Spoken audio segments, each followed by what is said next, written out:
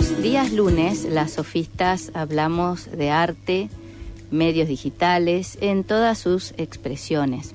Queremos incorporar a futuro también toda la temática que tiene que ver con el cine, con la música en general, si bien ya hicimos una hermosa entrevista a Luis Gorelick, el director de la Orquesta Sinfónica de Entre Ríos, pero otra cuestión que inauguramos hoy es la de invitar a artistas locales que nos cuenten sus experiencias, sus trayectorias, sus inquietudes, el arte en todas las expresiones posibles. Aquí, en nuestra ciudad de Paraná, hay talleres de arte, de pintura, de escultura, así como también incorporamos cuestiones que tal vez antes, por una visión que se tenía de la cultura en general, no se consideraban arte, sino una actividad menor. Hoy nos visita Marian Kuroski. Le decimos Marian porque se llama Mariano igual que el papá, entonces queda claro que es el hijo. Y él es un artista urbano, ilustrador, y nos va a contar toda su experiencia en lo que está haciendo actualmente. Y también, por supuesto, Flavio Cortés con su columna de arte y medios digitales, que hoy va a hablar nada menos que de Borges y de una intervención que él hizo a propósito de un cuento de Borges. Ahora vamos a escuchar a Simply Red, una de las canciones que más me gustan, Si no me conoces aún. Marian Kuroski, bienvenido a Las Sofistas, muy contenta de que puedas contarnos a mí, a la audiencia, tu actividad actual, que es artista urbano, street art. Sí, así es, art. Eso mismo. Y pienso que es difícil lo que vos hacés, que es con aerosol. Tiene su complejidad, sí, la verdad que sí. Sale un poco, digamos, por fuera de lo conocido, digamos, lo que sería más bien una pintura tradicional, con pincel, digamos, ¿no es cierto? Pero vos has pintado con pincel también. He pintado muy poco, en realidad. Tuve la oportunidad de hacer un taller de técnicas pictóricas en la Escuela de Artes Visuales, de pintar con óleo. Y esa fue en realidad, digamos, la única experiencia que yo tuve con pincel, ¿no es cierto? Sobre un bastidor, digamos, ¿no es cierto? Usando atril. Un lienzo, exacto. Y sobre la pared, bueno, yo recuerdo, además la veo todos los días en Acceso Norte, sí, lo que hicieron para la fiesta de disfraces el año pasado. El año pasado fue, sí. ¿Eso también fue todo con aerosol? Eso no, eso se hizo solo con látex. Con látex. En realidad, eso sí. Eso fue látex, rodillo y pincel. Y para esa experiencia en realidad fue un trabajo en conjunto, en realidad con dos artistas más, un muchacho de acá de Paraná también, digamos, que hace arte digital e ilustrador, y una chica, digamos, artista plástica, también de Paraná, ¿no es cierto? Fue un trabajo en conjunto entre los tres, en el que, bueno, la chica hizo la propuesta y entre los tres después lo desarrollamos y llevamos a cabo, digamos, el trabajo. Que son figuras geométricas. Es un trabajo abstracto que tenía que ver con el motivo de la fiesta de disfraces de ese año. Entonces se usó, digamos, se acompañó, ¿no es cierto? Acompañamos, digamos, el motivo, tanto con colores como con la abstracción, digamos, de la figura geométrica. Bueno, eso sí fue un trabajo muy interesante. Y en aerosol has pintado paredes, pero también piletas de natación, piscinas. Con aerosol, la verdad es que estoy intentando pintar todo lo que puedo. Claro. Todo lo que puedo. La pileta, tuve una experiencia con piletas, con paredes, con lienzo, con madera, con lo que sea. Los materiales posibles. Sí, ¿no? Sí, todo lo que se pueda pintar, lo pinto. Celulares, parlantes, lo que sea, ¿no es cierto? Sí. ¿Y los motivos vos los hacés? ¿Los dibujás, se te ocurren a vos o los copiás de otros dibujos que ves? Es un poco y un poco en realidad. Ajá. Yo hago, por lo general, si es un pedido, si es un trabajo a pedido, viene ya, digamos, con una particularidad del trabajo, digamos, que es lo que quiere el cliente, en ese caso. Pero si no, digamos, si es algo que yo puedo decidir yo, hago casi siempre, hago una búsqueda, digamos, ¿no es cierto?, en internet. Me gusta tomar, digamos, algo como toma de partido, alguna temática en particular, y a veces la desarrollo, y a veces simplemente tengo ganas de pintar, y voy, digamos, con una imagen que me gusta, de otro autor, de otro artista, y trato de plasmar lo mío, ¿no es cierto?, con eso que tengo, digamos, con ganas de hacer. Hay muchas inscripciones en las paredes, bueno, los famosos grafitis. Sí. Que me voy lejos. Comenzaron con la Revolución Francesa, por ejemplo, en Francia, comenzaron a escribir en las paredes proclamas políticas, pero después uno puede ver en diferentes ciudades los grafitis que ya forman parte del paisaje urbano. Sí, pero lo tuyo es algo muy elaborado que tiene que ver con imágenes, con un mensaje en particular que se quiere dar. Sí, sin duda. Hay una diferenciación en realidad dentro de lo que es arte urbano entre la movida del graffiti y del grafitero y lo que es el muralista, pienso yo. O sea, si hay una diferencia, y dentro, digamos, de esto, si querés podés, digamos, hacer otra subdivisión más, ¿no es cierto? El graffiti es una movida que tiene mucho más que ver a veces con las firmas de los grafiteros, que viene, digamos, de una movida del rap de los Estados Unidos, en realidad. Claro. Y de ahí viene la estética también, ¿no es cierto?, digamos, de las letras, que a veces todas se parecen en mucho, pero son diferentes, y todos buscan, digamos, una identidad propia dentro de lo que es la misma estética, ¿no es cierto? Después también tenés el grafitero, que hace a lo mejor, digamos, esas inscripciones con reclamos sociales, políticos, lo que sea. Y después tenés, digamos, el muralista, que yo entiendo que hay una diferencia muy clara, porque el muralista tiende a querer llevar el arte que a veces iba antes derecho a una galería de arte, entonces ahora se intenta llevar a la calle, digamos, ¿no es cierto? Es como que se intenta revertir esa movida, digamos, ¿no es cierto? Es arte urbano. Sí. Es la calle, digamos. Exacto, ahí es donde... Exacto. Con otras reglas, al estar en la calle, digamos, hay otras reglas. Me gusta el hecho de que sea efímero el arte urbano, porque justamente al estar en la calle está en convivencia con otros artistas o con otras personas que tienen otra manera de pensar, digamos, y de ejecutar su arte, vamos a decirlo de última, entre comillas. Entonces, aceptar las reglas del juego, que eso puede durar un día o puede durar 2 años o más o menos, o que venga, digamos, a lo mejor las elecciones, digamos, y lo tapen con el nombre de algún candidato, también puede pasar. Sí, a veces también la decisión de pintar sobre eso para taparlo. Exacto, sí. Pero creo que ya es irreversible. Son las reglas del juego. Hay lugares que ya de tanto pintar las paredes, los municipios, las alcaldías se resignan y dicen, bueno, dejemos ya los puentes. Bueno, ahora estuviste en Europa. Estuve en Europa persiguiendo... Porque fuiste a ver todo. Me fui, entre tantas cosas, esas fueron una de las premisas que me empujaron, digamos, a viajar. Sí. Y la verdad es que es súper interesante ver cómo se desarrolla el arte urbano, digamos, por lo menos en Europa, ¿no es cierto? No sé cómo es en otras partes. Tremendo. Pero claro, estar cerca o llegar por lo menos hasta lo que es Berlín, que es uno de los 2 países a nivel mundial, tanto como Londres, que es la cuna, digamos, ¿no es cierto?, de lo que es el arte urbano, en donde, bueno, Berlín se puede ver en el muro de Berlín, en realidad, que ya desde ahí nomás del vamos, digamos, ya tienen murales, y ver, digamos, cómo se maneja y cómo la sociedad, digamos, ya está cómo se va y viene, digamos, esto del arte a nivel social, y cómo se acepta y cómo se va transformando y cómo va transformando la ciudad, ¿no es cierto? Sí. Cada vez hay escalas más grandes de murales, cada vez hay zonas o áreas donde se acepta, digamos, que haya, digamos, una intervención conjunta.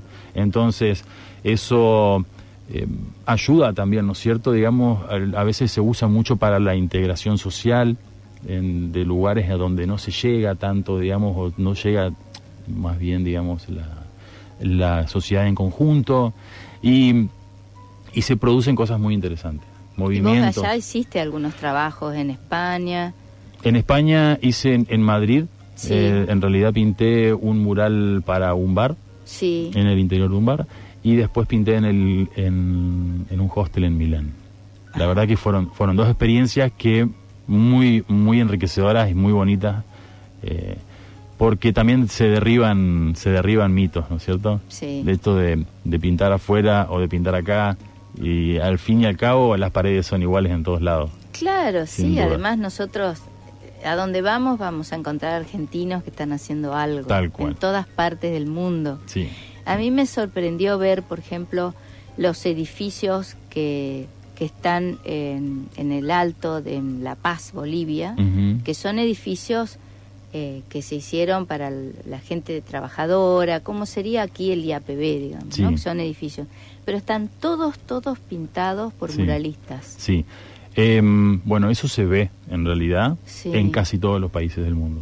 Eso está tanto en La Paz, como decís vos, está en Moscú, se ve en París, Sí. se ve en todos en todos los países del mundo. Hay ciudades en las que se encuentran, digamos, estos conglomerados afuera, alejados de la ciudad, en Madrid también, que tienen, digamos, estos bloques de vivienda, vamos a decir, Sí. en donde tienen medianeras, lisas, y bueno, hoy se están usando, digamos, para esto, ¿no es cierto? Justamente para Sí. hacer festivales, para incluir, digamos, estos circuitos turísticos que usan a veces, digamos, ¿no es cierto?, como excusa estos murales, para generar, digamos, un movimiento, y un movimiento también a lo mejor puede sumar como a nivel económico, y bueno, se va como trabajando una inclusión, y eso es muy claro, la intención, y funciona. Sí. Funciona. Y está muy bueno, es súper interesante, sí. ¿Y vos estudiaste arquitectura? ¿En qué te ayudó todos esos años que cursaste la carrera para esto o no? Sí, sin duda, estudiar una carrera universitaria ayuda. Ujú. La formación, digamos, es clave. Me ayudó mucho, creo yo, tanto, más que nada, digamos, a nivel técnico, Sí. a la hora de hablar, digamos, de pintar. Por una cuestión en el trabajo, a lo mejor, de profundidades, de luces y sombras, de la manera en representar, de ver el espacio en la tridimensionalidad, ¿no es cierto? Es clave, yo creo que es clave. Entonces, desde ese lugar se puede, digamos, yo puedo ver, antes de hacer algo, cómo va a quedar o cómo puede ir quedando mentalmente. Claro. Entonces puedo trabajar y jugar, tomarme la libertad de jugar con colores, ya desde la profundidad de las luces y sombras, digamos, ¿no es cierto?, y de la tridimensionalidad. Entonces, Claro, ya con un ese... trabajo de abstracción. Claro, Cuando o sea, se hace un plano, por ejemplo, yo imagino todo ese trabajo de abstracción. hay un trabajo exacto, abstracto, mental, que se hace previo, Claro. digamos, como casi automático, mientras vas haciendo el trabajo, ¿no es cierto? Vos vas viendo el espacio ya, Sí. digamos, de alguna forma en tu cabeza. Bueno, con esto pasa lo mismo.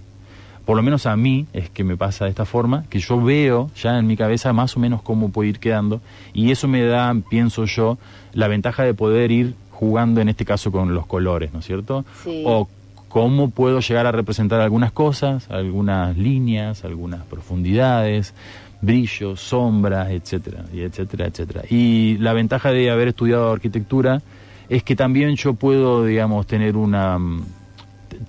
siento que tengo una visión, digamos, global a la hora de intervenir un espacio. Entonces,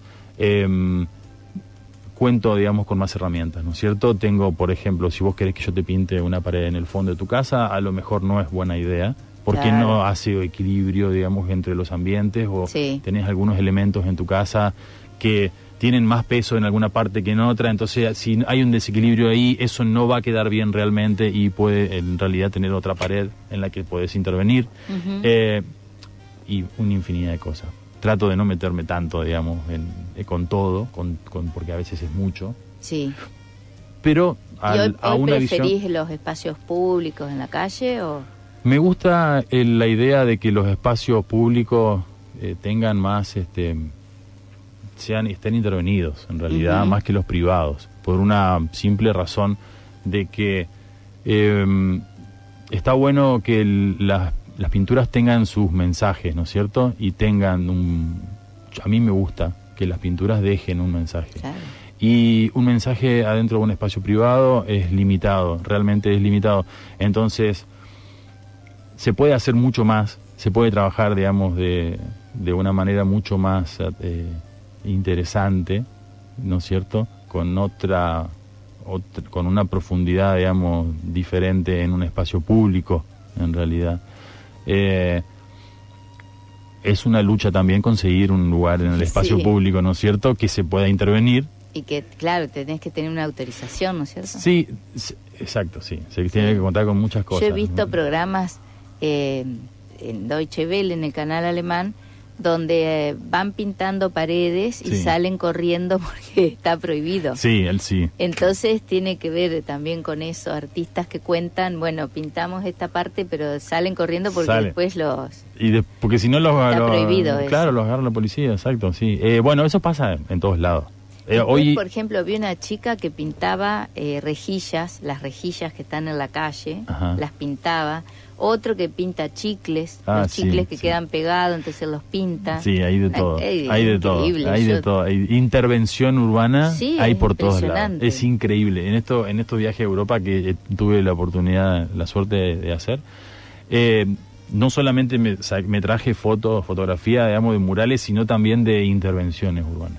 Las intervenciones urbanas pueden ser tanto de stickers, calcomanías, digamos, con la impronta, digamos, de cada artista, o intervenir, digamos, como bien dice la palabra, carteles, por ejemplo, en la vía pública, ¿no es cierto?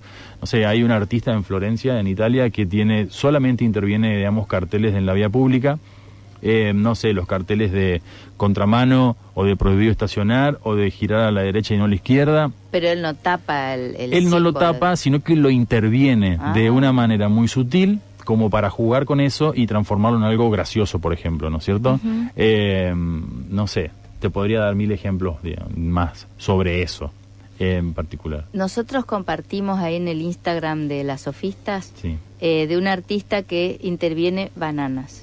Nada más que bananas. Entonces, hablando del arte efímero, él va recortando la cáscara de la banana y haciendo una serie de dibujos y de calados ahí, y por supuesto le saca la foto y ya está, porque después se come la banana. Claro, no sirve más, digamos. Sin duda. Y ahí tenemos esto de lo efímero, que lo que queda es la imagen de esa fruta intervenida. Él hace nada más que banana.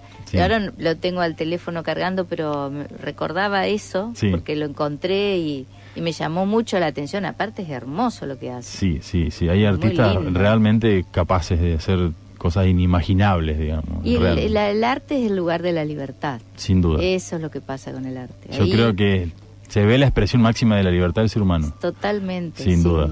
Y yo pienso, cuando veo todos estos artistas de ahora, que creo que tienen que ver con nuestra época, que van de ciudad en ciudad haciendo estas cosas, pero ellos no tienen una mentalidad comercial, ni mucho menos, porque lo hacen y se van. Y ya. Y es más, muchas veces se van perseguidos por la policía, digamos, no pueden hacerlo. A veces, vaya a saber cuáles son los motivos por los que lo hacen, simplemente, digamos, a veces por amor al arte o no. Está muy en auge, por ejemplo, ahora el hecho de pintar. Eso creo que casi siempre estuvo en los trenes o los subtes, ¿no es cierto? En Europa. Bueno, hoy está en auge en realidad el filmarlo y subirlo a las redes. Está considerado, digamos, como un acto de vandalismo. Entonces ellos se filman justamente, digamos, para doblar la apuesta, ¿no es cierto? En este caso. Y ahí ya tenés un motivo, en realidad. Lo hacen, en este caso lo hacen para algo. Por ejemplo, el graffiti en sí, desde que arranca, digamos, con esta movida que yo te conté en Estados Unidos, la intención era tratar de tapar la mayor cantidad de paredes posibles en la ciudad con el mismo nombre, ¿no es cierto? Entonces, mientras más paredes cubras y más visto seas, es como que ibas a cubrir más terreno, más terreno propio, como un perro que va meando los árboles, digamos, una cosa así, ¿no es cierto? Bueno, con el tema de los trenes y todo esto pasa lo mismo, es una cuestión de ego, digamos, en la que ellos van manejando todo esto de ir pintando mucho lo mismo. Y también tenés, digamos, los otros, digamos, los artistas que sí, que lo hacen, les gusta el arte y viven de esto también, digamos. Sí. ¿No es cierto? Sí, yo estaba pensando también en los lugares que se eligen para pintar. Sí. Se eligen mucho los puentes, los Ajá. túneles, Sí. lugares, digamos, de viaje. Sí. Cuando uno viaja y ven estas intervenciones. Y también pensaba de la herencia de los hippies, porque los hippies pintaban mucho los vehículos en los que ellos se movían, que eran famosas estas Volkswagen. Las Volkswagen. Esas que son hermosas. Las combi. Esa quedó como un objeto emblemático del hippismo, y el Flower Power, digamos, donde pintaban todas estas flores multicolores y cosas de la naturaleza. Sí. Eso también lo instaló mucho el hippismo. Pintar telas, y eso ahora está de nuevo.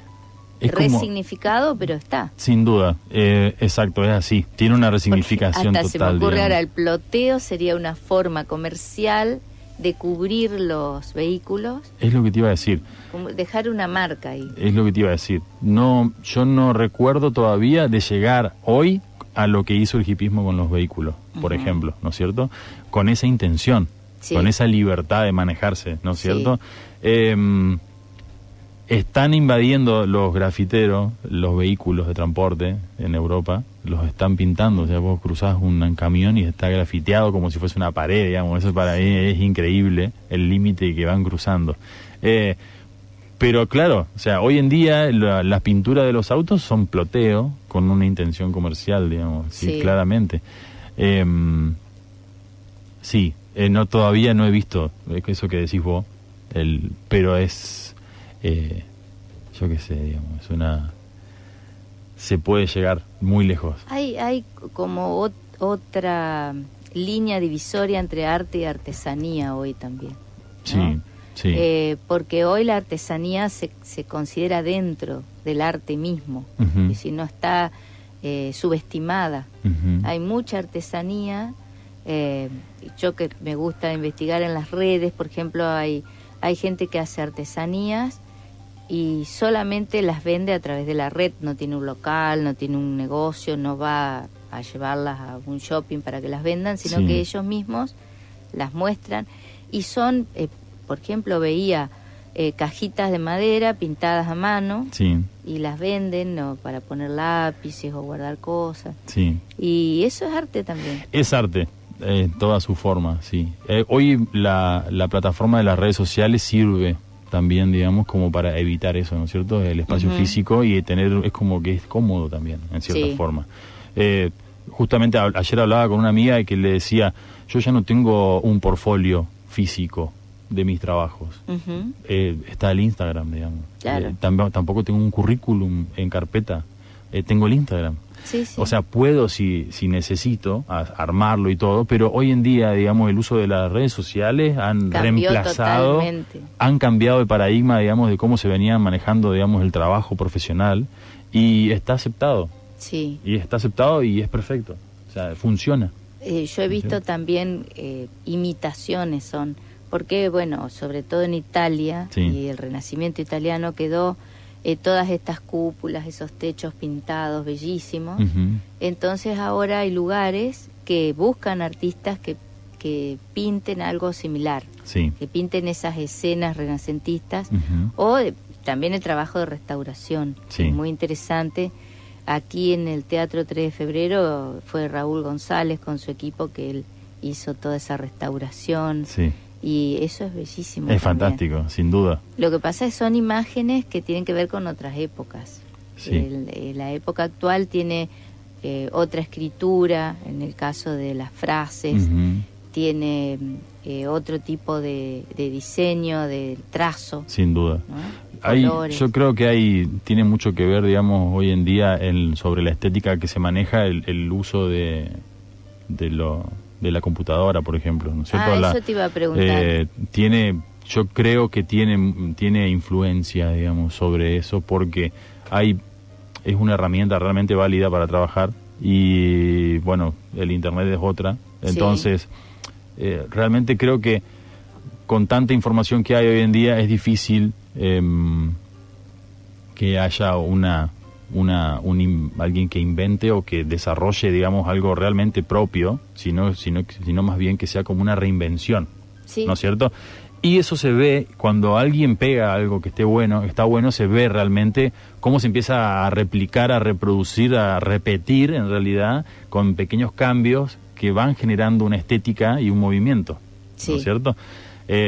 Yo creo que todavía no se ha llegado hoy en día a lo que se llegaba a nivel artístico, digamos, con el tema del Renacimiento. No hay techos pintados con las estéticas nuevas de hoy. No sé, yo no he visto, en realidad. A lo mejor ahí yo estoy hablando, digamos, sin saber. Es que lo que yo te contaba es que lo que se pide es pintar en el techo algo similar a lo que se hacía en el Renacimiento. Sin duda. Pero no con las estéticas actuales, no sé. Y de todas maneras, los centros comerciales que hablábamos recién, los bares, los restaurantes, eso sí, buscan artistas que pinten con paredes o que pinten el techo. Sí, eso se está dando, digamos, es algo que a mí me está pasando también. Claro, digamos, pues marca la diferencia también de un lugar. Sí, pienso yo, digamos, que hoy está, digamos, en auge el querer, digamos, salir un poco también, bueno, diferenciarse, como decís vos. Entonces esto de que se está poniendo, digamos, empezando a verse en todos lados, para no decir, no me gusta decir que está de moda, digamos, ¿cierto? Hace de que muchos quieran tener algo especial en su local, en su bar o en su casa también, y de que realmente tengan algo especial cuando se pinta algo, ¿no es cierto? Cuando se pinta arte. Puede tener la estética que quieras y sin duda, digamos, que vas a hacer la diferencia, me da la impresión. Continuamos hablando con Marian Kuroski de arte urbano, de las nuevas intervenciones de los espacios públicos y también privados, de la influencia que tiene la tecnología, porque hoy hay muchísimos programas para poder hacer un diseño, para poder pensar un espacio. Yo mientras hablamos, te escucho, me acuerdo, por ejemplo, de los dibujos animados. Porque, por ejemplo, en la época cuando comienza Disney, Walt Disney, era otro trabajo mucho más artesanal que ahora está totalmente atravesado por las nuevas tecnologías. Sí, es inevitable ya. Sí, claro. Ya no se puede ir en contra de la tecnología, ya no sirve. Hubo un tiempo que siempre empiezan esas enormes discusiones donde dicen, bueno, ya si interviene la tecnología deja de ser arte. Pero hoy, como bien decís, es inevitable. Es inevitable. Hay herramientas fantásticas para dibujar con las computadoras, digamos. Yo trabajo de manera digital. Por supuesto que me gusta el papel, me gusta el lápiz. Soy de la vieja escuela, todavía tengo cosas de la vieja escuela. Pero me gusta realmente, digamos, la innovación, digamos. Hay tabletas gráficas, hay tablet en la que se puede, digamos, con lápiz óptico, ganar herramientas, ganar tiempo. No necesitas andar comprando colores y cosas así, o miles de lápices con diferentes puntas, o Rotring, o lo que sea. Con eso lo haces. Con un solo lápiz y con una computadora ya tenés todo adentro, ¿me entendés? Entonces, realmente, digamos, es práctico y vale la pena, digamos. Después, a mí me encanta ir a los museos. Y veo también cómo utilizan cualquier tipo de objetos para convertirlos en una obra de arte o en un objeto estético. Acá en Argentina se hizo esa experiencia con el Ditela en los 60, que de ahí sale, por ejemplo, Marta Minujín, que es la más conocida, que es esto de buscar objetos y con ese objeto, ahora se dice intervenirlo para que quede como un objeto de arte. Y en uno de los museos que fuimos hace poco, había un artista que cualquier objeto que él tomaba con un hacha lo rompía todo y después le agregaba cosas y quedaba el objeto terminado. Sí. Podía ser un piano, un escritorio, Sí. Cualquier cosa, digamos. Sí, hay de todo, digamos. Pero lo intervenía a hachazos. Qué hermoso. Sí, porque además pienso que terapéutico el drama. descargaba toda la bronca ahí Sin con duda. el hacha, ¿viste? Sin duda. Pero me quedé impresionada porque además en ese que vimos que era un piano, Ujú. o sea, lo que ves ahora es cómo quedó el resultado final Ujú. y un video en una pantalla gigante de cómo él fue rompiéndolo a hachazos. Interviniéndolo. Claro, y como era un piano también hacía ruidos, Sí, así todo. Sí. Pero bueno, forma parte de toda esta época que tiene que ver con lo efímero, Sin tiene duda. que ver con que lo viejo es nuevo, lo nuevo es viejo. Sí. No. En el arte vale todo. Y a en mí ese me sentido. encanta eso, porque es romper esquemas Ujú. que venimos de sociedades de mucho control, de mucho Sí. disciplinamiento, y el Sí. arte te ayuda. Ayuda a salir. equilibrar un poco, ¿no es cierto? La Claro. balanza de Sí. una, sin duda. ¿Y Sí. has visto experiencias de ese tipo? No. Mirá, no me metí en ningún museo Ajá. del Vamos. No me preguntes por qué. Simplemente llegué a la puerta ¿Qué? del Louvre y no entré. Ah. Por ejemplo. Pero vos en Nueva York, al MoMA fuiste. Al MoMA fui, sí, entré y encontré en el MoMA, sí, es cierto, intervenciones de ese tipo. Claro, O sea, sí. trabajos de ese tipo. O sea, una artista, la que se me viene a la mente era una mujer, no recuerdo su nombre, que había hecho su obra de arte, eran, no sé la cantidad, clavos clavados, digamos, ¿no es cierto?, sobre una pared y el piso, y se escapaba, digamos, de donde estaba, Sí. digamos, generando formas con las sombras de los clavos, por ejemplo. Y vos mirás eso y vos decís, bueno, sí, vale. O sea, Sí. y está en el MoMA, digamos, ¿no es cierto? O sea, en Nueva York. Sí. Y como eso, sí, que me decís vos, digamos, tenés de todo, absolutamente de todo. Hay una artista colombiana que tenía, me acuerdo, muy bueno, en realidad. Voy a pecar de no acordarme quién es. Intervenía muebles con cemento y mezclaba las dos cosas, ¿no es cierto? Era una muestra súper importante en ese momento, y estaba pasando por Nueva York, me acuerdo. Increíble lo que hizo. Sí. Impresionante, ¿no es cierto? Con un valor, digamos, conceptual súper importante. Y como eso, sí, tenés de encontrar. Sí. Yo particularmente no vi. En Pisa en realidad, había una serie de obras en la calle, puestas, implantadas en la calle, que había hecho un artista italiano, en el que trabajaba, digamos, con los dioses griegos, ¿no es cierto? Entonces, él hacía una reinterpretación que tenía como si fuese romántica, vamos a decirlo, en el que siempre estaba, no sé, un hombre y una mujer, ¿no es cierto? Y entre ellos dos hacían, digamos, la interpretación esta, digamos, del concepto, digamos, de ese dios griego, por ejemplo, Ajá. del Cronos, por decirte. Sí. Y había, digamos, un hombre y una mujer representando una escena en el que el Cronos, o sea, el tiempo, tenía, digamos, una intervención y se podía ver ahí claramente, digamos. Y el arte tiene mucho que ver con el escándalo también. Porque Es como que busca siempre, sí, digamos. hay una cuestión escandalosa ahí, Sí. porque Sí. el otro día me comentaban que hay un cuadro que está Eva besándose con Cristina. Ajá, sí. Entonces, bueno, eso provoca también toda una situación. Sin duda, hay una- sin pero duda. al ser arte, bueno, Vale. permite eso. Exacto. Hay un artista italiano, por ejemplo, perdóname, Sí. que se llama TV Boy. Ajá. Después si querés buscarlo por Instagram. Este muchacho hace imágenes, ¿no es cierto?, que las imprime en papel obra y después las pega, ¿no es cierto?, hace pegatina en escala de real y tiene imágenes, digamos, que son controversiales realmente, en donde, por ejemplo, no sé, lo hace, pega en la vereda, en la entrada del Vaticano, al Papa Francisco, sacándose, digamos, abriéndose el pecho con el traje de Superman abajo, ¿no es cierto? Claro. Y cosas así, ¿no es cierto? O la disfraza a Madonna como una monja. Sí, bueno, Madonna usó muchos símbolos religiosos. Bueno, también. exacto. Y y hay un juego en el que se busca la provocación, digamos. ¿Sí? Es una manera, digamos, de hacer arte, me da la impresión. Sí. Y también pensaba en las campañas comerciales como la de Benetton, sí, que buscó el escándalo. Había fotos, imágenes de una monja besándose con un sacerdote, con un cura. sí, Todo sí. eso provocaba... Y que provoca escándalo, provoca Sí. publicidad. A la gente hablando bien o mal de eso termina hablando. Y Por eso en supuesto. realidad es una buena campaña. Y el digamos. objetivo es ese. Exacto. Es provocar el escándalo para que todos hablen de eso. Sin duda. Y creo Sin que duda. todavía, sobre todo una generación como la mía, no está tan entrenada para eso.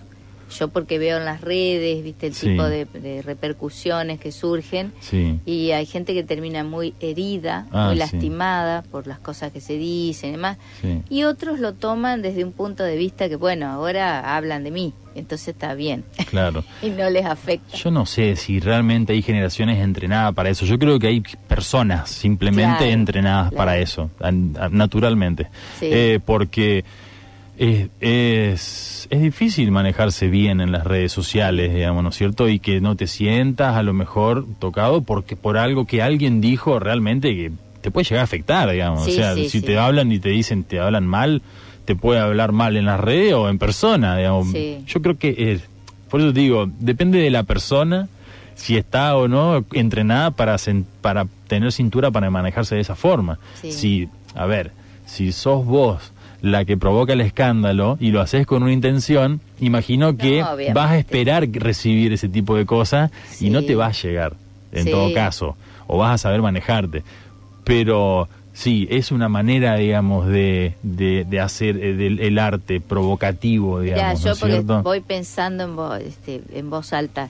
También se me ocurre lo que se diseña en la tapa de la revista Barcelona, por ejemplo. Sí, Que también provoca. ellos son siempre. provocativos siempre. De todo lo que uno ve, viste, y bueno, hay muchas personas que se escandalizan. Sí. Y no sé, se me perdió Flavio, andaba acá. Tiene que entrar.